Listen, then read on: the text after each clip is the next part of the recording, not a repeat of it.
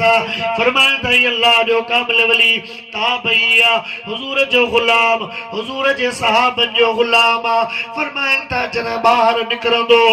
1000 درہم یا 1000 دینار پانجے کفن میں وجھندو پانجے آستینن میں وجھندو کوئی رستے سا ہلندو ان درہمن ما انن دینارن ما کڈندو رستے میں جے کی ملندا انن کے دیندو ویندو خیرات کندو ویندو حتیٰ کہ سارے رستے میں ان جو ہتھ ولندو ہن پنجے کف منجا پنجے آستینن منجا درم دینار کردو خیرات کندو ویندو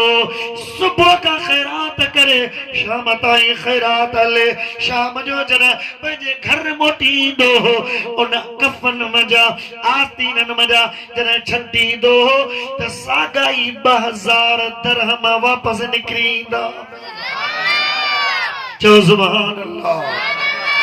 اللہ وارن جو کمال انہیں جی ہتھن میں رب برکت رکھیا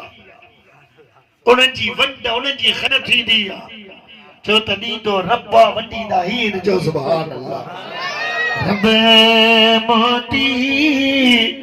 یہ قاسم رزق اس کا دلاتے تکجیب پہ آؤ جاگو تھا جو سبحان اللہ حکمت ہے جو سبحان اللہ رب ہے موتی یہ قاسم رزق ہے اس کا دلاتے سچی باتیں سکھاتے سیدھی راہ چلاتے جو سبحان اللہ